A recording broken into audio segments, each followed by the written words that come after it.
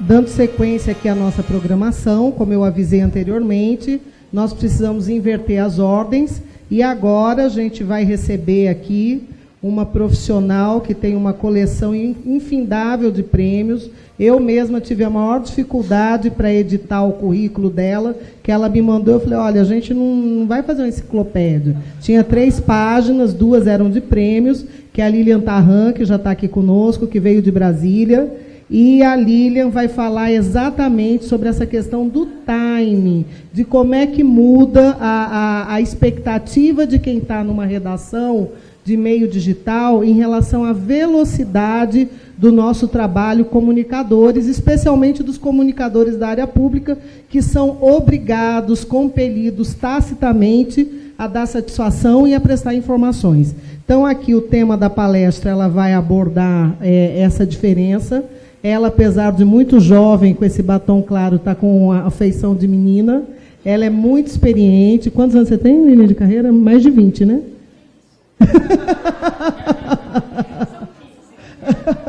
Ela passou por redação impressa, passou por revista e há 2 anos recebeu um desafio lá em Brasília, que foi de começar do zero uma plataforma totalmente digital, que hoje é a maior redação lá da capital do país. São quantos? Mais de 70, né? São 120 profissionais, são 120 empregos, é a maior redação, sem dúvida nenhuma. Nem Globo, nem Correio Brasiliense, nem rádio tem essa equipe. Eles atuam praticamente em tempo real. Às vezes a gente até discute, né, que comete também muitos acertos na informação, mas como todo desafio tem lá os seus tropeços, mas a colaboração dela é muito importante aqui para a gente, que ela vai falar sobre isso, o timing e o ritmo de uma plataforma digital, as diferenças para os veículos impressos e como a gente vai nos dar dica de como nós podemos lidar com essa velocidade digital. Não é mais época de release para a era digital, são textos, são informações, são respostas rápidas. A Lilian, vou aqui para o currículo formal resumidíssimo dela, diretora de redação do portal eletrônico metrópoles.com. Esse portal ele tem 10 milhões de views únicos mensalmente. É muita coisa, até porque ele se propôs inicialmente a ser um veículo restrito ao Distrito Federal e, pela procura, ela está tendo que ampliar. Ela é pós-graduada em jornalismo digital e em gestão pela IES Business School de Navarra, na Espanha. Foi repórter e colunista na revista Veja Brasília. Adoro o mexerico, a Lilian, da editora Abril. Repórter especial e colunista de política do Correio Brasiliense. Aí vem aqui os prêmios, eu resumi, tá? Vencedora do Prêmio ESSO de Jornalismo. Conquistou várias premiações pelo Metrópole em 2013, o Prêmio Engenho de Comunicação, na categoria de melhor site de notícia, o Prêmio CNT de Jornalismo, com uma reportagem especial, Avisa Quando Chegar o Assédio que Paralisa as Mulheres, Prêmio CNI de Jornalismo, com o especial Despertar do Centro-Oeste para a Revolução Industrial, e o Prêmio Abracopel de Jornalismo, com a reportagem Distrito Federal registra alta nos acidentes em 2016. Eu coloquei só os prêmios de 2016, porque ao longo da carreira dela foram muitas. Então, com vocês, Lilian Tarran, para compartilhar conhecimento com a gente. Bem-vinda, Lilian. Obrigada pela presença.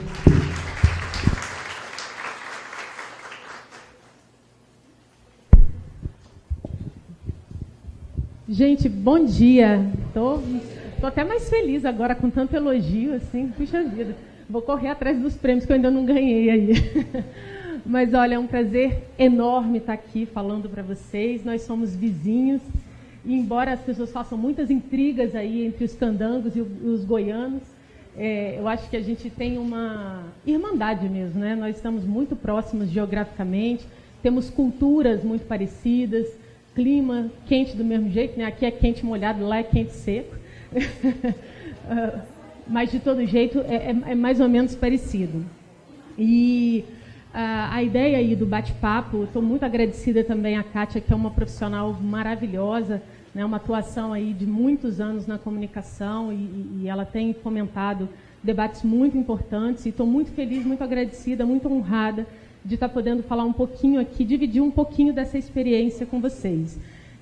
Eu vou tentar fazer desses momentos aí que a gente vai ter a partir de agora algo leve, tá bom? Vou abrir, vai ser uma apresentação rápida, em seguida eu faço questão de abrir para perguntas. Como o veículo que eu dirijo é um veículo novo, muita gente não conhece, muita gente tem curiosidade de, quem conhece, de saber um pouquinho mais, então eu faço questão, estou aqui para poder mesmo aberta aí a todas as questões, tá bom? E fiquem à vontade, eventualmente aí no meio da apresentação, se vocês quiserem ir perguntando, tranquilo, tá? O desafio que me foi proposto aqui foi esse, né? Assim, o que um veículo digital espera de um assessor de comunicação. Bom, empatia. Assim, eu poderia resumir nessa palavrinha simpática, né? Mas, assim, resumir é chato. O negócio é a gente complicar. Então, eu vou discorrer sobre o tema um pouquinho. Vamos lá. Tá. Aí, assim, a Kátia me ajudou aqui, falou um pouquinho do que eu fiz e do que eu sou, mas eu vou dar aqui fazer novamente um resumo. Eu me formei em 2002 pela Universidade de Brasília, em comunicação, jornalismo. Imediatamente comecei a trabalhar, até antes mesmo da formatura, já fazia estágio no Correio Brasiliense, onde eu passei 12 anos da minha carreira. Sempre cobri política, fiz política nacional, fiz política local durante muitos anos, Congresso, Palácio do Planalto. Depois eu fui cobrir a política do Distrito Federal.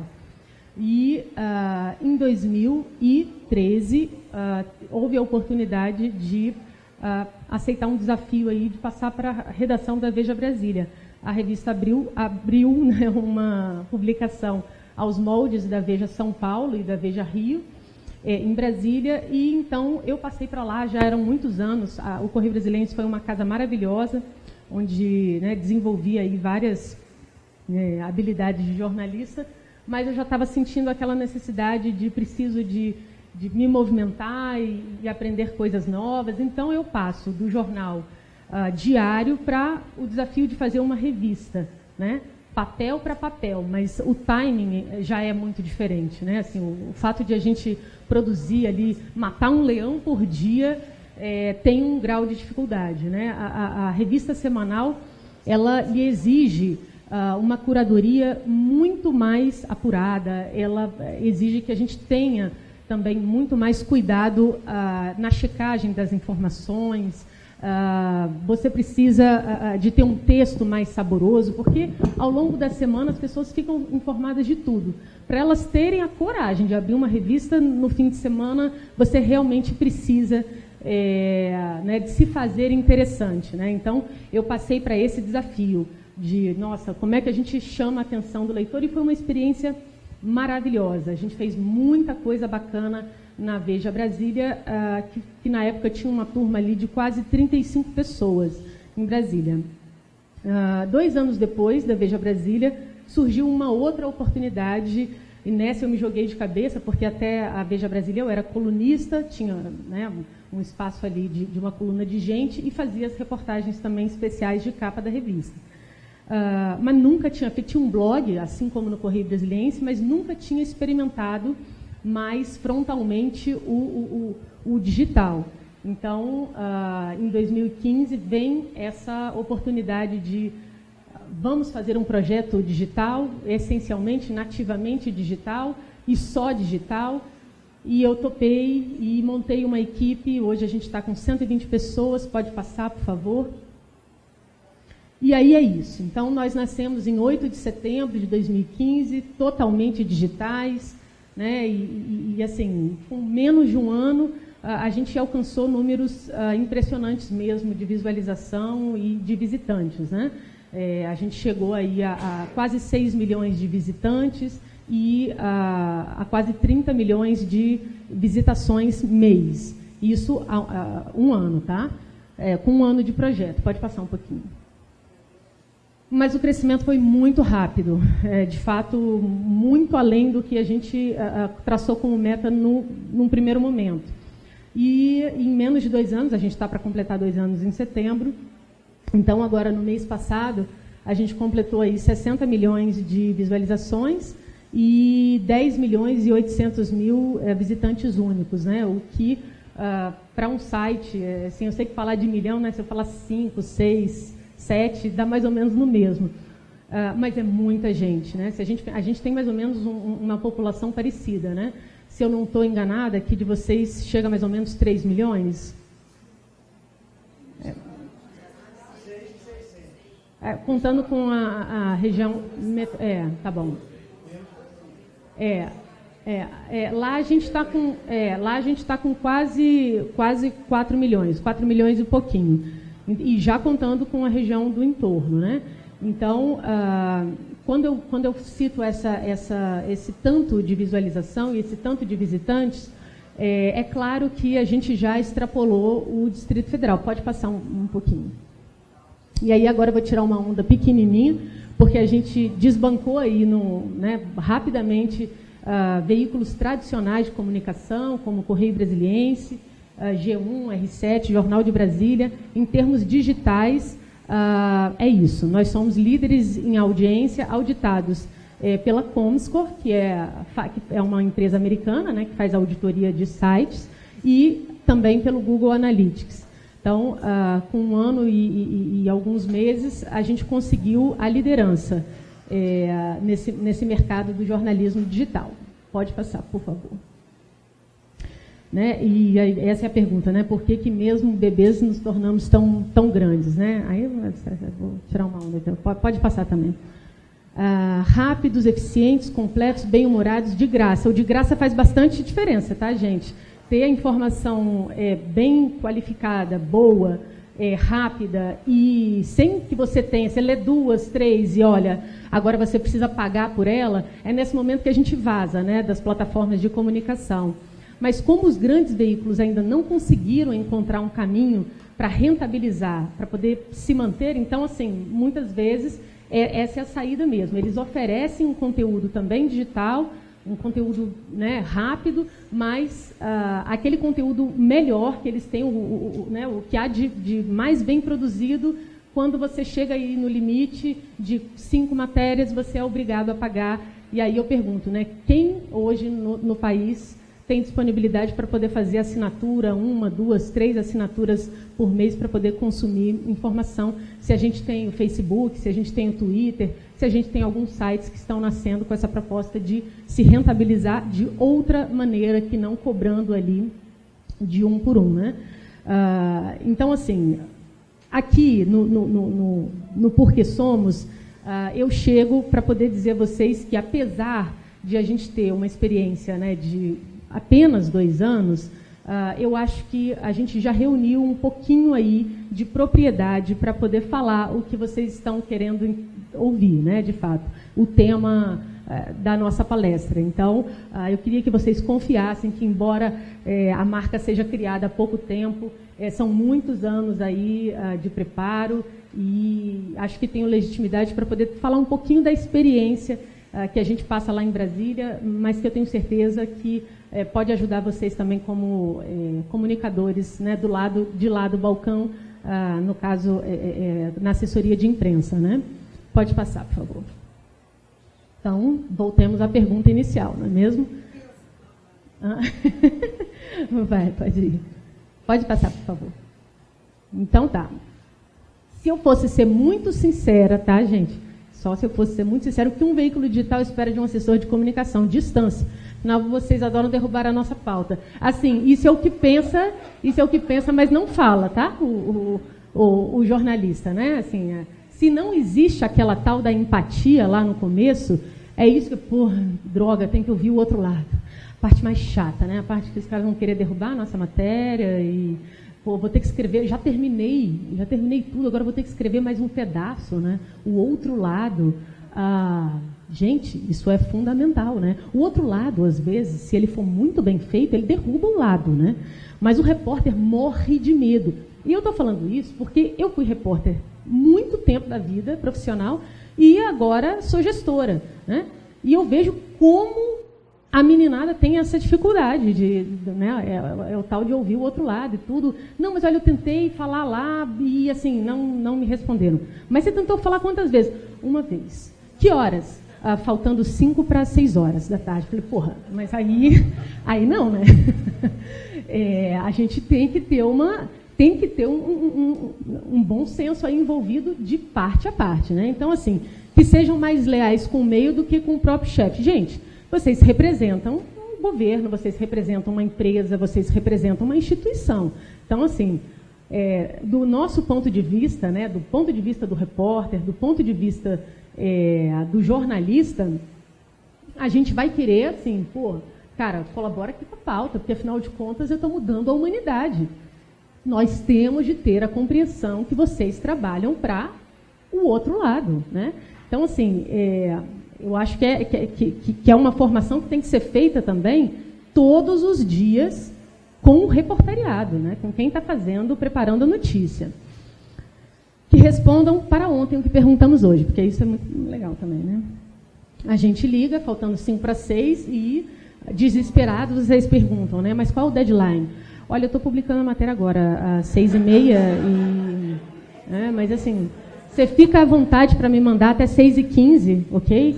E olha só, eu sinto muito, se você não me mandar até 6h15, eu vou ter que dizer que vocês não quiseram se manifestar, procurados, não foram achados, enfim.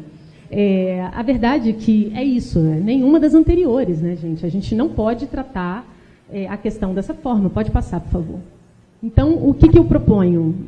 A gente pode entrar num acordo, né? Eu acho que, voltando lá no início, né, e propondo a tal da empatia, o que é empatia? Né? Você se colocar no lugar do outro, né?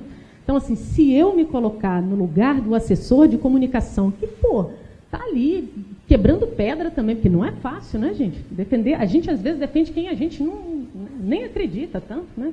Então, assim, é obrigado a encontrar um monte de argumentos, coerência às vezes onde não existe, dados, difícil. Se a gente começa a fazer o exercício de se colocar no lugar de vocês, fica muito mais fácil de entrar num acordo. Agora, eu proponho também, para que haja essa conexão, que vocês também tentem se colocar no lugar do pobre do repórter. Porque o bicho que é cobrado nessa vida é o repórter, né? O repórter é um bicho pobre, coitado. Vocês, se alguém aqui já teve a oportunidade, não sei se é uma oportunidade, mas o fato é que saiu agora recentemente uma pesquisa mostrando, a Folha de São Paulo foi quem publicou, mostrando que a profissão mais, eu não lembro o termo, mas era algo como desgraçada, é a profissão de repórter de jornal impresso, né? Então, é isso, gente. Vocês podem ter certeza que vocês estão numa situação melhor do que os pobres coitados. Se vocês se colocarem no lugar deles, então a empatia vai rolar. Vamos lá. Pode passar, por favor. Eu vou provar para vocês, então, em 9 passos, que podemos ser parceiros. Vocês vão perceber que, embora eu tenha colocado 9 passos, tem 10 passos aí, porque nós somos de humanas, ok? Eu acabei colocando 10 passos. Então, para quem não... É o Bolsonaro que está atrás, tá, gente? Aí eu estava preparando lá e tal. É muito engraçado, né? Esse pessoal que faz design na internet, trabalha com memes e tudo, ele colocou a figura do Bolsonaro e falou assim, pô, tá legal, né? Eu falei assim, mas quem é esse barrigudinho? Ele falou assim, pô, Bolsonaro, todo mundo sabe. Eu falei, a cara dele tá tampada. Pô, isso é um meme famoso, todo mundo sabe, tá? Bom, gente, então assim, para quem não souber, quem está atrás é o Bolsonaro, tá bom? Caiu na rede é peixe mesmo, tá bom? Anda rápido e vai longe. E aí eu te pergunto, né? O que você, assessor, pode fazer para evitar isso? Pode passar, por favor? Nada. Nada. Assim, não dá para fazer absolutamente nada, tá bom? Se virar notícia, vai para a rede, vai para a web e vai se espalhar na velocidade da luz. E não há como evitar isso. Pode passar, por favor. Já que é assim, vamos nadar né, com a correnteza. Não vamos nadar contra, não, porque vai dar mais trabalho e o resultado não vai ser eficiente. Então, eu sugiro, entra na onda da internet, entra na onda da rapidez da informação, eu prometo que eu juro aqui, tem benefícios. O jornalismo digital, eu sempre digo, claro, que ele tem benefícios para todo mundo, porque a gente consome muito mais rápido, mas para o assessor que se vê com a faca no pescoço para poder lidar e gerir as crises, também tem benefícios. Eu vou explicar já já. Pode passar, por favor. Essa é uma dica importante. Não deixa de responder uma demanda, não. Assim, a gente convive muito com isso. A gente publica uma série de 140, uma média de 140 matérias por dia, né? Eu diria a vocês que pelo menos metade disso daí envolve o outro lado, porque envolve governo, instituições, ONGs, empresas, e são assuntos, às vezes, espinhosos que a gente precisa de um retorno. Existe aí uma técnica, não sei se é exatamente uma técnica, mas é uma conduta muito comum de o assessor de imprensa, às vezes, assim, não responder à demanda na tentativa de evitar que a matéria saia. Isso não vai acontecer. Ela vai sair e vai sair sem o outro lado. Isso é muito ruim, né? Não recomendo. E eu vou explicar por quê. Pode passar, por favor. Sim, aí vem algo que é favorável à categoria aí do assessor de imprensa, né? Cara, vamos aproveitar isso, né? O fato de não ter limites, olha que delícia. Vamos escrever tudo. Se a matéria tem 5 parágrafos, você imagina, né? Pô, essa denúncia aqui, ela cabe em 5 parágrafos. Faça 10. A chance de a gente cortar isso ali na dinâmica da coisa é muito pequena, muito pequena. Então, essa talvez seja a característica mais interessante, que mais os interessa. Escreva bastante, se explique, use todos os argumentos numéricos, coloque aspas de quem você está representando. Dificilmente o veículo vai cortar. É difícil a gente editar um outro lado. A gente acaba tendo de fazer esse exercício porque, quando é jornal impresso ou revista, por uma questão óbvia de espaço físico. Na internet não tem. Então, muitas vezes, até quando a explicação está muito longa, né, assim, a gente muitas vezes coloca ela na íntegra, aparente no post, mas se ela está enorme, gigantesca, a gente cria um outro link só para poder abrigar aquela resposta. E tem uma coisa interessante também. Tudo que é postado na rede fica, né, ad eternum. Então, aquela explicação ali, se ela for bem indexada, ela vai ficar para sempre também. Então, assim, vamos aproveitar. Em vez de a gente trabalhar com, é melhor eu não falar nada, porque aí assim, o estrago vai ser menor. Não vai. Trabalhe fale muito, fale à vontade, sabe? Encha ali tudo que dá para encher, que é o infinito, né? Agora, é claro também, usando as técnicas jornalísticas de vamos colocar o que é mais importante logo no começo e tudo, e depois discorra sobre o tema. Tá bom? Eu considero esse aí um toque interessante. Pode passar, por favor. Sim, isso tem acontecido demais, né? Porque no jornal impresso não tem essa história, né? Você faz a matéria, ouve o outro lado. Se o outro lado não quiser falar, você diz que o outro lado foi procurado, não quis falar, muito bem, a matéria está ali publicada. Dificilmente você vai ter uma suíte para poder abrigar o que o outro lado deixou de falar e, de repente, quis falar depois da matéria ser publicada. Não. No meio digital, como a gente tem uma possibilidade de atualização constante, muitos órgãos, né, muitos assessores de comunicação têm trabalhado dessa forma. Os caras primeiro ficam ali na espreita. A gente liga, pede o outro lado. Tá bom, a gente vai mandar o outro lado. Qual o deadline? Tá, até a gente dá, sei lá, 3, 4 horas para poder ter essa resposta. Aí os caras não mandam. Assim, passam 10 horas. Ué, mas cadê o outro lado? Não, ainda não deu tempo e tudo. Pode publicar que a gente, já a gente manda. Ué, mas já? Bom, aí a gente publica, Só que a gente começou a entender que, na verdade, isso era, né, um esquema ali, né? Era uma estratégia, né? A gente publicava, o assessor lia, falava, então, peraí, agora eu vou responder ponto a ponto aqui, cada uma dessas daqui, porque agora eu tenho bons argumentos para... isso não é uma boa... Para a gente, acaba sendo indiferente em alguns casos, porque a gente está com a matéria toda pronta ali, algumas vezes... O outro lado, como eu disse no começo, ele derruba um lado. Mas, na maioria das vezes, a gente sabe que não. Então, assim, isso interfere muito mais no assessorado do que na matéria que está sendo construída. Pode passar, por favor. Então, assim, se você deixa para poder se manifestar depois, você pode acabar sendo nocauteado. Eu vou explicar por quê, pode passar. 80%... então tá, que bom que vocês leram. 80% da audiência, ela quer dizer, como é? Pois é. Maravilha, muito obrigada, exatamente. A gente fica de olho ali 24 horas, não, 24, eu durmo 4. 20 horas por dia, a gente está de olho na audiência, né? O site fica monitorado o tempo inteiro. Então, a gente sabe quantas pessoas estão no site, o que elas estão lendo, de que estado está vindo o acesso. Uma gama de informações ali que permite a gente navegar com uma certa precisão, né? E é muito interessante, quando você coloca uma matéria no ar e ela é de interesse, rapaz, a audiência vai lá em cima, né? Ela atinge picos aí, tem matéria que tem 2, 3, 4 mil pessoas por minuto lendo aquele conteúdo.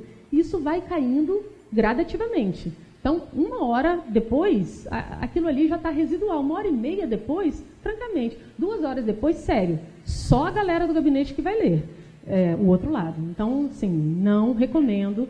Se vocês estão dispostos a se manifestar, a se pronunciar, então que seja no timing da matéria, né? Pois é, exatamente. Eu acho que dentro da linha do acordo, né? De uma empatia, de a gente trabalhar em parceria, cara, vamos negociar, né? Assim, poxa, tem demandas que, obviamente, são mais rápidas que as outras. 2 horas, 3 horas é um tempo razoável, né? Agora, francamente, se a gente chega com uma trolha que a gente está apurando tem 1,5 mês, 2 meses, e dá 3 horas para o assessor responder, cara, não é razoável, sem sacanagem. Então, assim, é por isso que eu falo, tem que haver a empatia de ponta a ponta, né? Porque senão fica desleal, né? E é isso que começa a gerar o atrito, né? A gente tem alguns veículos e alguns repórteres, assim como os repórteres e veículos têm também alguns assessores que, assim, eles estão manjando o outro para ver quem saca primeiro, né? Por quê? Porque já identificaram que não existe boa vontade de parte a parte. Então, assim, para quebrar isso em nome de uma comunicação mais eficiente para o leitor, né, aquele lá que vai, por acaso, consumir o material, poxa, vale a pena a gente ter essa preocupação. Então, hoje, eu pensava, como repórter, não era assim não, tá? Como repórter, eu fazia naquele esquema mesmo, 5 para 6 e tal. Depois, né, como gestora, que eu passei também, virei uma antena parabólica de reclamações, de pedidos, de choros, sabe, de bons argumentos. Hoje eu tenho a consciência de que, a gente tem de ter uma maturidade, uma responsabilidade profissional de entender que o outro lado pode ser também muito explicativo, né? E assim, e mesmo que não seja, existe uma questão aí do direito intrínseco, né, na elaboração de uma reportagem. Então, eu realmente recomendo que a gente tenha essa empatia e que a gente tenha essa preocupação com o outro, que é, obviamente, um colega. Pode passar, por favor. Pois é. É muito comum, e hoje eu também percebo isso, né, que quando a gente quer resolver logo uma situação, a gente sabe, isso eu estou falando mesmo no ambiente digital, tá bom? Quando a gente se vê diante de uma crise ali, né, um chefe de assessoria de comunicação, por exemplo, quer resolver o problema, e resolver o problema muitas vezes parece ser assim, não deixa essa matéria ser publicada, não dê esse dado, olha, isso vai acabar com a nossa relação, vai acabar com o mundo vai cair, o Trump vem aqui, vai matar todo mundo. Então, assim, no afã de resolver o problema, muitas vezes o chefe da comunicação atravessa toda aquela cadeia, né, de reportariado e coordenador de pauta, subeditor, editor e tal, e vai lá no chefão e fala, cara, eu recebi uma demanda, né, tal, seu repórter, uma coisa que nada a ver, assim, vou te explicar. E aí quer explicar e se colocar para o chefe, que, eu juro, gente, está pensando em 50 mil coisas menos naquela pauta, tá?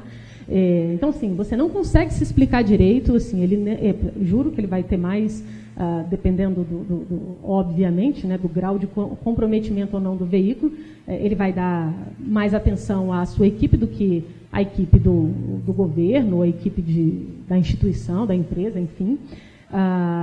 Isso gera uma antipatia eterna com o repórter, tá?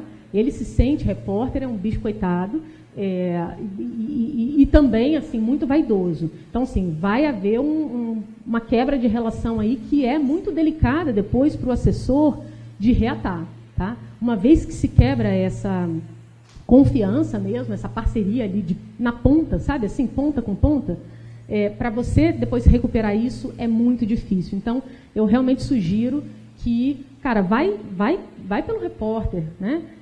Tenta argumentar com o repórter, tenta se colocar com o repórter, dá os seus argumentos, de preferência escreva, deixa registrado, manda por e-mail e tudo, e tenta fazer com que o processo se encerre em quem está apurando e escrevendo a informação. Em último caso, busque as instâncias superiores, porque isso pode resolver aquele problema imediato, mas em médio e longo prazo vai te criar uma dificuldade ali cotidiana. Isso não é legal, né? A gente precisa de manter a boa relação para poder seguir trabalhando com saúde, né? Vamos lá. Pois é, assim, a internet ela é rápida para destruir reputação, a gente sabe disso, né? Mas está aí uma outra vantagem muito bacana do jornalismo na web, é que eventuais erros, que sim ocorrem, mas aí ocorrem em tudo quanto há, tá, gente? Ocorrem no jornal impresso, na revista, por maior que seja o nível de checagem de uma publicação, sempre acontece. A diferença é que a revista, o jornal, eles não têm condição de corrigir aquilo ali na hora, né? Você fica sangrando, se a informação está errada e a publicação é semanal, cara, tu vai ficar uma semana arrasado ali, porque a informação está errada. E assim, o jornalista já falou, realmente, desculpa aí, a informação está errada, né? E pediu desculpa, falou que vai corrigir, fez o erramos, mas assim, foi mal, só vai sair na semana que vem o erramos. E, detalhe, ninguém vai ler também, tá bom? Isso, ninguém vai ler, então assim, esquece. No meio digital, a gente conta com a possibilidade de imediatamente corrigir a informação, né? O negócio é tão rápido que às vezes você nem publicou ainda, já tem assim, olha, está errado, você poderia corrigir. Falo, calma, não publiquei ainda.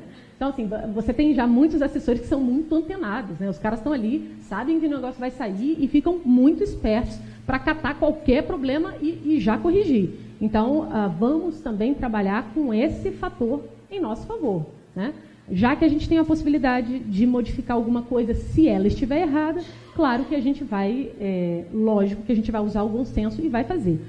Nesse caso, é muito recomendável que a gente, quando houver uma correção, não for uma correção boba, né? Não é boba, mas, enfim, uma palavra escrita errada, né? Enfim, uma vírgula faltando, tá? Uma bobagem gramatical. Mas quando for de conteúdo, o recomendável é que a gente coloque um asterisco ali, corrija a informação, claro, mas coloque um asterisco e lá no pé da matéria diga que a matéria foi atualizada com a informação correta e o horário em que isso aconteceu, né? Isso ajuda também a nortear as pessoas e a ser honesto mesmo, né? De que houve ali, num primeiro momento, um equívoco, mas que esse equívoco foi corrigido. Então, cara, essa é outra aí questão que eu realmente acho que a gente pode usar a nosso favor, né? Tanto nós, né, para poder corrigir rapidamente, quanto vocês também, quando por acaso vocês se depararem com alguma imprecisão. Pode passar, por favor. Pois é. Num primeiro momento aí, né, assim, acho que isso já está quase passando, né? As pessoas já estão tendo a noção exata do poder e do estrago e do benefício que o jornalismo digital pode trazer, né? Então, assim, eu nem sei se é muito apropriado, porque isso foi há um tempo atrás, né? Era muito comum, né, jornalistas ligados ao jornalismo digital serem tratados com menos deferência, né? Peraí que a gente vai falar com os jornais aqui impressos, as revistas, os diários e tal, e as televisões, e deixavam o jornalismo digital para escanteio. Só que, assim, enquanto eles ainda estavam preparando, né, o jornalismo do papel lá e tal, com todo o processo da logística, entregando e tal, o digital já tinha, né, já estava na terceira suíte da informação, né? E aí, assim, você estava correndo atrás, peraí, mas já foi publicado, mas vocês nem ouviram a gente tentou, mas vocês estavam dando uma entrevista para o jornal impresso, né? Estava dando uma entrevista para a TV e tal, tudo, então, assim, não dá mais, assim, a gente chegou num ponto que, sinceramente, prestem atenção em, muitas vezes, falar primeiro com o digital, porque é ele, muitas vezes, quem pauta o impresso, viu? Isso é muito comum. A gente faz um acompanhamento ali cotidiano do que a gente pauta os outros veículos. E eu diria a vocês aí que beira 70%.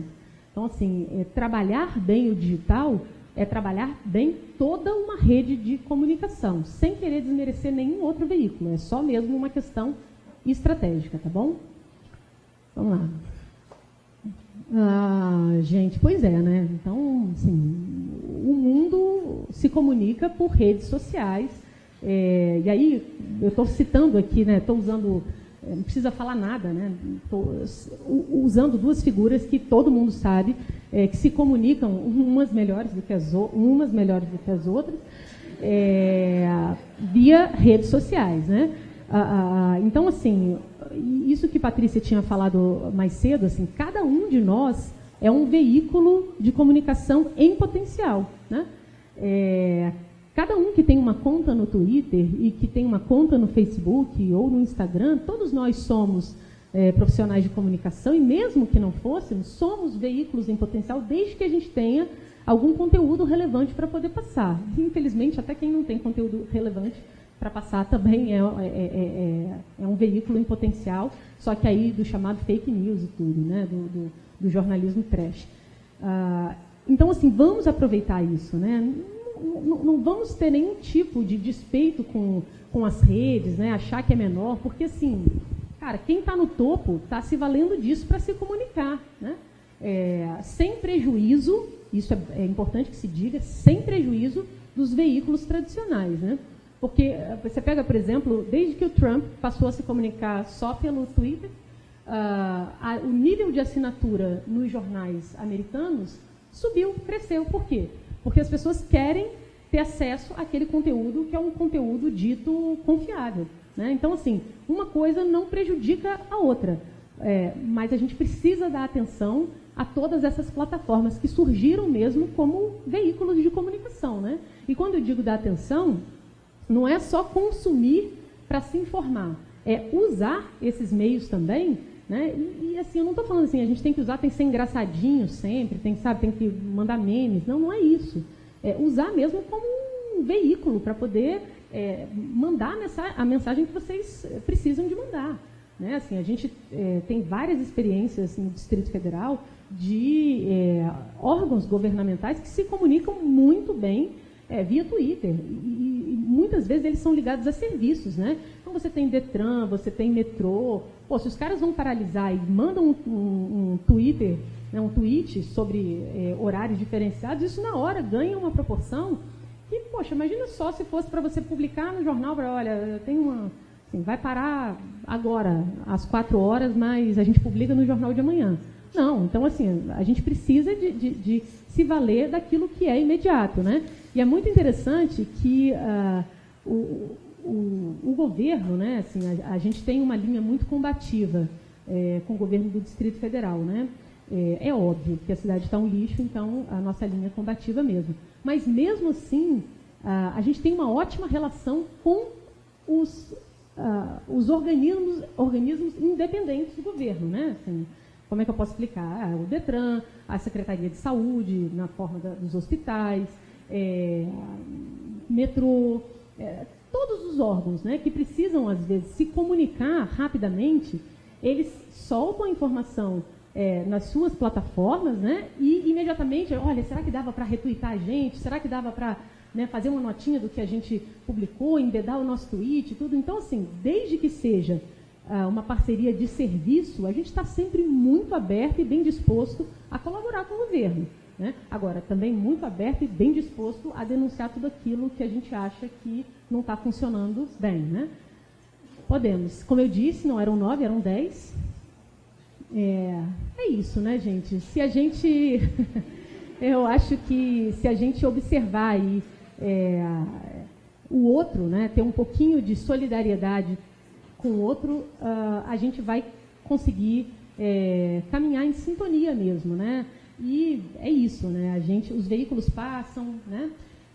Os governos passam e nós continuamos profissionais de comunicação, né? Do lado de cá, do lado de lá, do balcão, nós somos profissionais de comunicação e a gente tem que se tratar como colega, se ajudando na medida do possível, né? É esse o recado, gente. Aí agora, se vocês quiserem perguntar...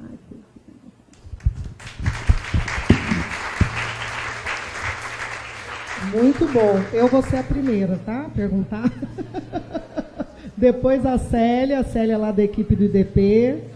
Veio de Brasília não para ajudar, mas para participar aqui do seminário. A Poliana é a nossa chefe, coordenadora, organizadora. Eu queria te fazer 2 perguntas. Primeiro, a Lilian sempre foi uma jornalista assim, muito ácida e sempre tratou o político no bico da bota. Quais foram os aportes da sua formação que te fizeram ter essa desconfiança e esse rigor? Essa é a primeira pergunta. A segunda pergunta é quais as dicas que você dá a um assessor de comunicação para gerar uma empatia com qualquer dos jornalistas com quem eles têm que conviver, mesmo aqueles que não são muito palatáveis? Vou começar pela segunda pergunta. Eu acho que é isso, assim, voltando um pouquinho, né, a primeira palavrinha é se colocar no lugar do outro, né? A primeira questão é a relação de respeito, né? A gente tem de entender que, olha, a nossa formação é a mesma, a gente sentou lá nos bancos da universidade para poder fazer jornalismo, né? E não tem essa história de, eu sou o repórter, então eu domino aqui, você trabalha para mim, viu, assessor? Porque, afinal de contas, eu sou repórter, eu tenho a caneta e eu posso ferrar. Não, isso não pode, né? Não pode. Até porque hoje, na era em que todo mundo tem o poder de se colocar, se você cometer um abuso, um absurdo, gente, as pessoas vão lhe ouvir. Você vai publicar isso que seja no seu Facebook, você vai publicar isso na página da instituição governamental, e as pessoas vão lhe dar razão. A gente pensa, né, que ninguém lê direito, as pessoas só olham o post ali por cima. Não. Se a história é boa, se o assunto mais for uma treta, pode ter certeza. As pessoas vão abrir, vão ler direitinho, vão voltar lá no começo, ler tudo de novo, ler todos os comentários, formar uma opinião e se colocar de um lado ou de outro. Então, assim, eu acho que a primeira providência é, cara, ponha-se no seu lugar, tu é igual a mim, né? Assim, eu por acaso estou repórter, estou coordenando um veículo de comunicação e por um acaso o meu colega está ali chefiando uma comunicação, trabalhando na equipe de uma comunicação de governo, né? Se a gente tiver um pouquinho de noção de que, juntos a gente faz uma comunicação de alto nível para a população, né? Se a gente pensar assim, serviço, coloca essa palavra na cabeça, serviço, né? Durante muito tempo, a gente trabalhou durante muito tempo, até hoje, né? Mas hoje eu tenho uma visão um pouquinho mais ampla da coisa. Eu trabalhava muito focada na denúncia. Eu queria denunciar tudo, até a minha mãe eu queria denunciar. Sabe assim, era aquela coisa, eu ficava buscando, porque era o meu papel, né? Sempre fui repórter de política, de encrenca, eu digo, né? Então, eu estava o tempo todo procurando o que estava errado. De repente, quando eu passo a trabalhar na revista Veja Brasília, era uma revista de entretenimento. Eu sofri, quase entrei em depressão nos primeiros 3 meses ali, porque falei, cara, eu não sei fazer entretenimento, pelo amor de Deus, assim. A vida é denúncia, eu preciso de denunciar. E aí eu comecei a ver que as pessoas se interessam fortemente em comer. Cara, as pessoas se amarram em comer. Adoram ir ao teatro, ir ao cinema. Elas gostam de caminhar no parque. Cara, eu comecei a fazer umas matérias, nada a ver comigo. E aí eu gostei muito. Assim, eu mergulhei no Lago Paranoá para contar que tinha uma cidade debaixo do Lago Paranoá e achei aquilo a maior aventura da minha vida. Porque quem faz denúncia fica assim, né? Essa pessoa fica só lendo aqueles documentos e assim, enfim, é uma área muito árida. Você acaba ficando, sabe, chatão, sisudão, tudo. E comecei, então, a descobrir novos valores mesmo, né? Fui lá, vim aqui, passei 5 dias com o João de Deus, porra, massa e tal, mó barato. Mas, gente, eu achei umas coisas interessantes também, viu? Tinha uns processos dele na justiça. Foi, eu juro. Eu juro. Tudo provadinho, tá? A sério. Coloquei, inclusive, foi o que virou João de Deus ou da Terra, né? Foram 8 páginas de revista, uma confusão e tudo, e assim, eu lembro que no final ele me sacou. Eu não sei se ele me sacou, se era o João de Deus, se era da Terra, mas ele me sacou, e aí depois ele falou assim, eu cuido do teu chefe. O meu chefe, no caso, era o Roberto Tito, pouco tempo depois dele, ele morreu, né? Aí eu pensei, ai meu Deus do céu, ai socorro. A matéria saiu direitinho, ficou legal e tudo, mas eu descobri que, então, existem outros valores na vida, né, que não só a denúncia. E digo mais para vocês, hoje, que eu tenho condição de ver exatamente o que as pessoas estão lendo em tempo real, e, gente, as pessoas adoram entretenimento, adoram. A gente está lá colocando um monte de matéria, sabe, assim, aquelas bombadas seríssimas que vão derrubar a República, mas a maior quantidade de pessoas está ali consumindo de defesa. Você tem aula no fim de semana? Aquele que você manda pelo WhatsApp, que está o roteiro todo. Aquele mó queima-filme, né? Eu morro de vergonha. Eu vou pedir para mandarem aqui. Eu vou... É que tem sexta-feira é o dia da maldade, né? Assim, também dizem, esse pessoal assim, modernoso, diz que isso é uma coisa assim, uma linguagem internética e tal. Então a gente fez, inspirado no dia da maldade, a gente fez um podcast, né? Com toda a programação cultural do fim de semana, né? Nesse áudio. Eu vou procurar aqui, vou ver se eu consigo passar para vocês. Mas eu já não me lembro da primeira. Sim, não, eu nem terminei de responder a segunda, eu respondi primeiro.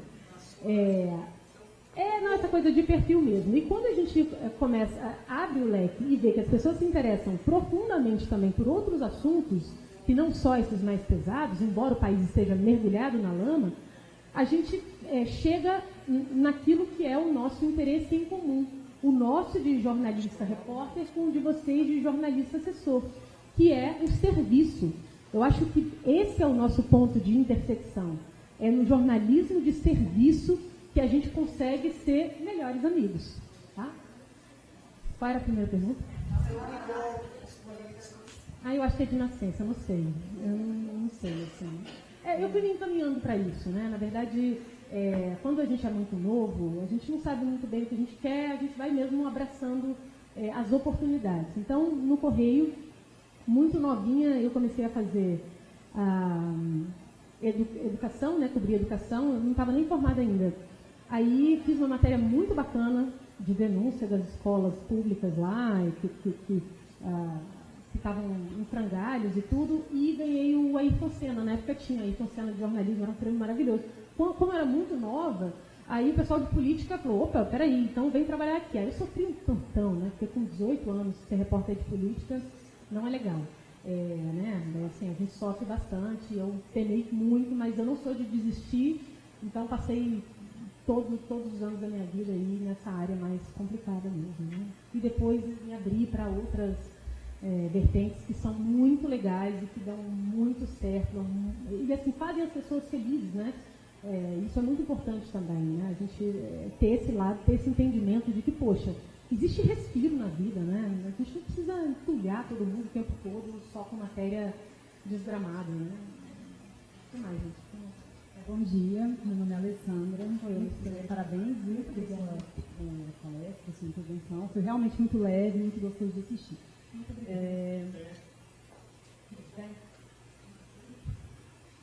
Eu queria fazer uma consideração apenas em relação a dois conflitos éticos que eu acho que nos acompanham. Na polícia jornalista, e eu estou no setor público há 7 anos.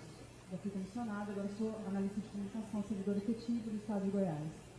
Em primeiro lugar, em relação aos nossos acordos que a gente tem que fazer, eu queria considerar, né, lembrar, você que está no jornalismo, que está do outro lado do balcão, eu estive também do outro lado do balcão, eu sei como é que é a nossa relação com os assessores de comunicação, considerar, todos nós que estamos aqui, que nós trabalhamos em prol do interesse público. Tá? Não importa de que lado do balcão nós estejamos. Então, eu não estou hoje na junta policial para blindar o meu chefe. Né? Eu não estou na sede, né? Eu não estou na sede plano para blindar ninguém. Nós estamos lá porque nós temos a obrigação de fazer comunicação pública. Né? E eu acho bom de a gente estar nesse ambiente que estamos, inclusive, abertos à comunidade, né?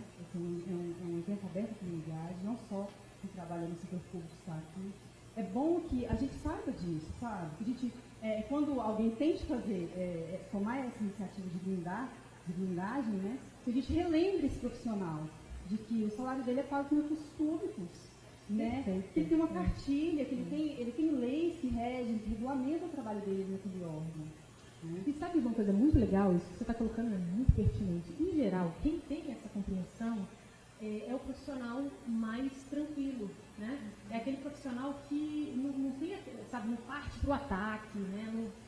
Não trata a coisa como vida ou morte, olha, meu lado, seu lado, né? É o lado público. Ele tem entendimento que ele está trabalhando para o público. E se você pensar que a gente também, como princípio de formação jornalística, também atende ao público, algumas profissões... O jornalismo nasce dessa perspectiva, né, de atender o interesse público. Então não tem nada de diferente aqui no que eu estou falando. É só para... isso tem que estar no nosso discurso, tá? Sempre que eu peço, em nome de nossa categoria de comunicadores públicos, sempre que você for falar para comunicadores públicos, relembre disso, tá? Lembre disso, por favor.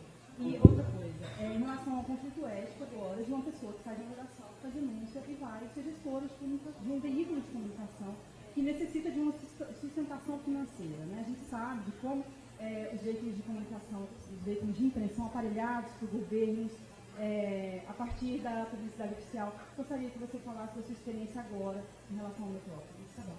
É bastante pertinente aí a pergunta e... assim, eu passei por veículos de comunicação né, que contam um pouco a história, né, do que está acontecendo com a imprensa, de modo geral. Né?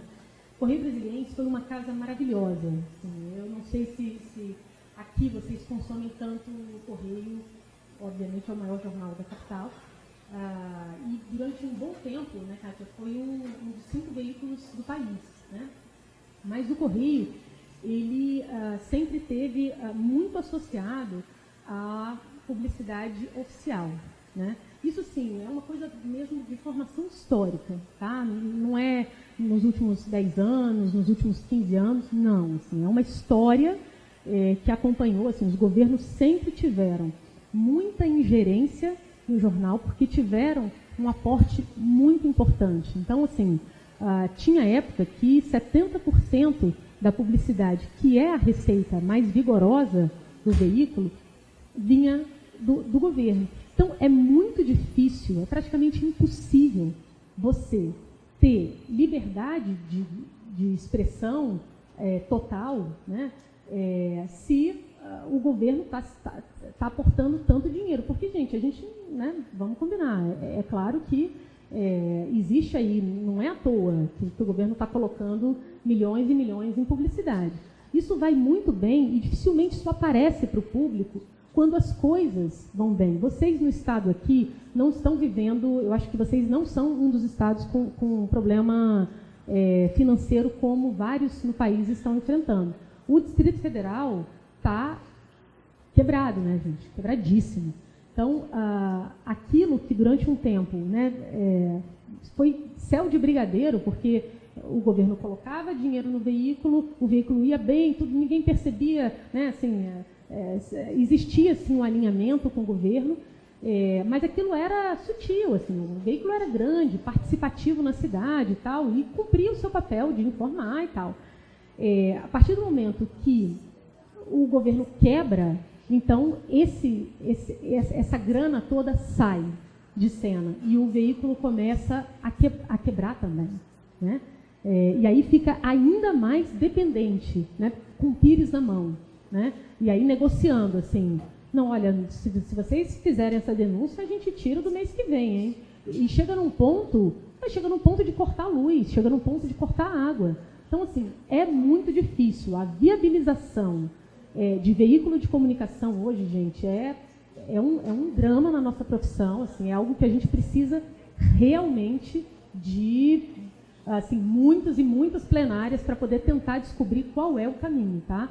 Porque não é fácil. Primeiro o seguinte, acabou o veículo de comunicação que enriquece família.